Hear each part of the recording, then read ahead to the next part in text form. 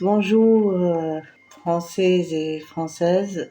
Voilà, vous voyez que je m'adresse aujourd'hui spécialement à tous les Français et Françaises pour juste un petit refresh, comme on dit, concernant leur présence en Tunisie. Je vais aller droit au but. Je vais vous raconter quand même quelque chose. C'est que je suis née juste après l'indépendance de la Tunisie, qui était occupée par les Français, et tout le monde était fier d'avoir un semblant de liberté. Et j'ai côtoyé des instituteurs et des institutrices français et françaises, bien sûr. Toute ma scolarité, pendant toute ma scolarité, la langue française était notre deuxième langue après la langue maternelle qui était l'arabe. Nous avons donc, on va dire, un grand parcours dans un milieu purement tunisien, français, avec des Italiens, des Maltais, et d'autres races, comme les Juifs d'ailleurs. Mais mon but aujourd'hui, c'est pas de parler de mon enfance ni de ma scolarité. C'est juste pour vous demander, enfin, si vous avez donné à la Tunisie son indépendance. Il faut reconnaître que vous nous avez donc colonisés. C'était d'ailleurs l'Empire ottoman qui en était la cause, et votre protectorat, on va dire, parce que vous l'avez protégé contre l'empereur ottoman à cette époque-là. Mais vous avez estimé qu'il fallait donc voilà, rester presque, presque un siècle, n'est-ce pas? Et vous êtes resté plus que 80 ans. Vous vous êtes donc accaparé toutes les richesses tunisiennes. Vous vous êtes installé, vous avez donc, vous êtes occupé de la santé, mais tout était au nom de la France. Et même les gains que vous avez réalisés en Tunisie étaient destinés pour la métropole. D'ailleurs même, la scolarité était payante à cette époque-là. Je me rappelle bien que mon papa, bon, quand il a voulu donc faire des études, il a été au lycée Carnot. Après, bon, il a voyagé en France pour pouvoir continuer ses études à la Sorbonne. Et c'était, on va dire, un privilège pour les Tunisiens de rejoindre les écoles françaises. Il n'y avait d'ailleurs que les gens aisés qui pouvaient le faire, mais le reste des Tunisiens étaient dans la quasi-totalité. Donc le reste des Tunisiens étaient des illettrés pour la plupart. Quand même construit des hôpitaux, des écoles, et c'était la deuxième France. Et d'ailleurs, c'était le même cas pour les Algériens. Les Algériens aussi en Algérie.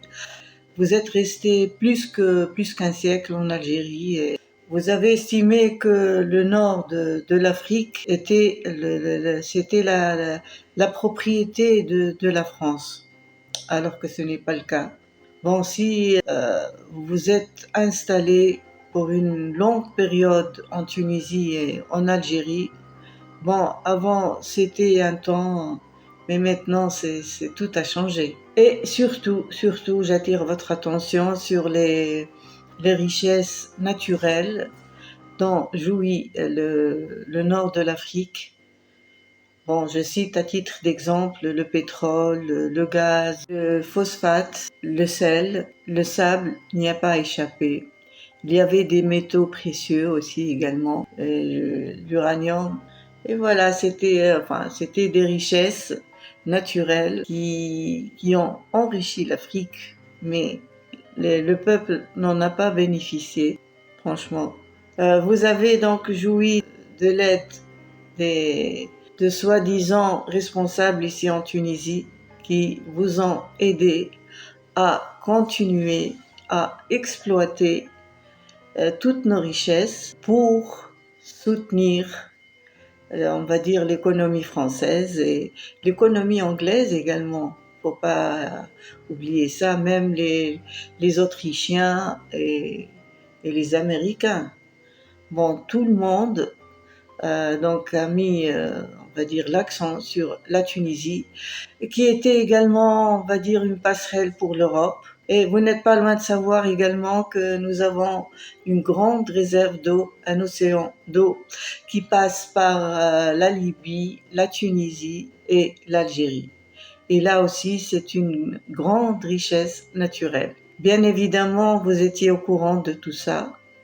Vous avez quand même après la soi-disant indépendance qui datait de 1956, vous avez continué quand même à exploiter les gisements et les ressources naturelles comme d'habitude. Et je ne sais pas pourquoi, parce que il y avait quand même des arrangements que vous avez passés avec l'État tunisien.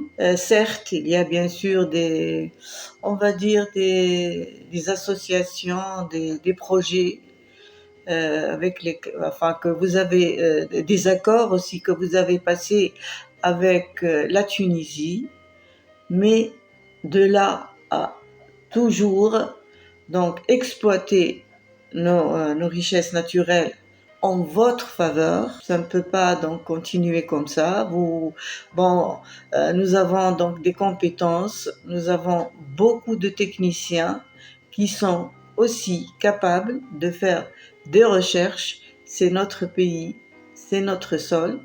J'espère que vous avez bien saisi ce que je veux dire. Vous avez peut-être été appelé par des sociétés tunisiennes dans le monde du pétrole pour faire des fouilles, pour voir donc, pour rechercher des puits, pour pouvoir faire des extractions. Vous les avez faites et pendant pas mal d'années. On va dire que c'est à peu près, ça doit si mes calculs sont bons, c'est presque 70 années.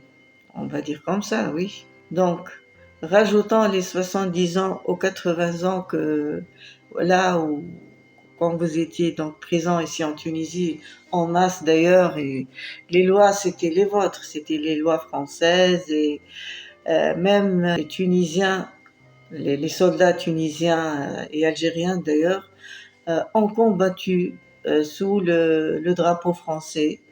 Il y avait beaucoup de morts, beaucoup de martyrs qui ont succombé, même pendant la guerre d'Indochine. Vous voyez ce que nous avons fait d'ailleurs pour la France. C'était toujours au nom de la France.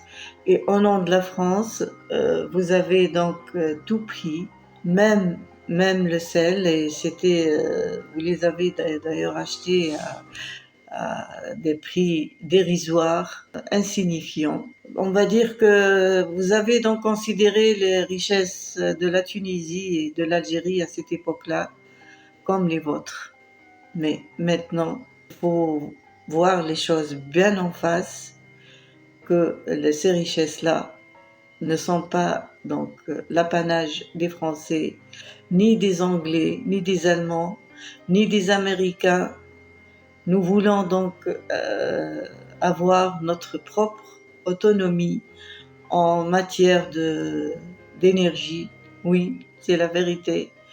Parce que finalement, nous avons beaucoup de maux en Tunisie. La Tunisie va très mal. Nous avons des problèmes sur tous les plans, sur le plan donc on va dire travail, sur le plan euh, niveau de vie. Le niveau de vie est très haut. Les salaires, par contre, les salaires sont très bas par rapport au niveau de vie. Nous avons un mal-être en Tunisie. Les gens donc ont commencé à émigrer vers l'Europe. Et là, bien sûr, vous avez refusé que les Nord-Africains et même les Africains, les pauvres même aussi, qu'ils viennent chez vous et vous dérangent.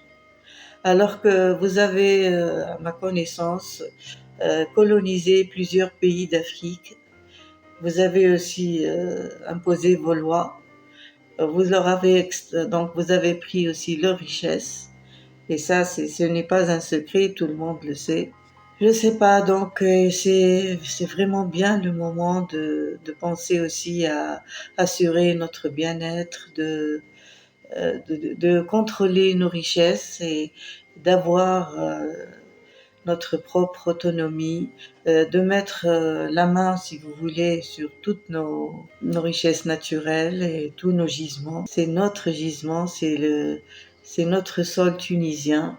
Ce n'est plus donc l'Empire ottoman qui aimerait donc vous héberger pour un long séjour parce que c'était leur volonté, mais notre volonté à nous maintenant, c'est d'avoir, de tirer parti de cette richesse qui pourra donc nous hausser au, au rang des pays développés, enfin aisés aussi, parce que comme par exemple le Qatar, la Libye et même l'Algérie aussi, qui est un pays frontalier.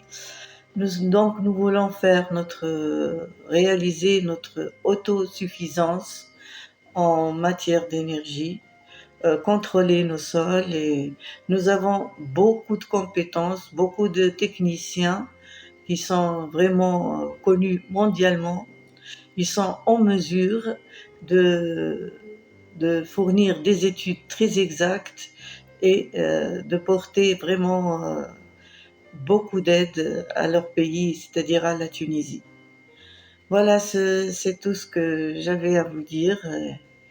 Je pense que le message est passé. Et c'est pas bon. Si vous voulez, bien sûr, faire des accords, passer des accords plutôt avec la Tunisie dans d'autres secteurs, dans d'autres horizons aussi. Si vous voyez que la Tunisie est intéressante sur d'autres plans, eh bien, allez-y. C'est connu. Donc, nous voulons toujours garder une bonne amitié avec les autres pays, que ce soit en Europe, en Amérique, je sais pas, en Australie même, et avec l'Asie aussi, avec la Russie. Nous sommes donc un peuple pacifiste et nous voulons quand même, vu la dégradation de la vie que nous avons subie ces dernières années, surtout les 10 dernières années en Tunisie, il est temps donc de nous réveiller et de prendre nous-mêmes le contrôle de ce pays. Bien entendu, nous voulons toujours rester en bons termes avec les autres pays, avec la France et les pays de l'Europe, d'accord? Et voilà, donc nous pouvons avoir toujours des relations très étroites et fructueuses. Voilà, je vous remercie pour votre compréhension et c'est tout ce que j'avais à vous dire. C'était un message quand même d'amitié, ce n'est pas un message on va dire, de haine ou de mauvaise propagande, non, loin de là. Et voilà, j'ai voulu quand même attirer votre attention sur, on va dire, la situation catastrophique par laquelle passe la Tunisie ces derniers temps. Et voilà, vous n'êtes pas loin de savoir que il y a beaucoup de problèmes qui sont donc insolubles ici en Tunisie et qui ne pourront être résolus que en tirant parti des richesses de la Tunisie. Voilà. Je vous remercie, mesdames et messieurs, de votre écoute et je vous souhaite une excellente fin de soirée. Bye.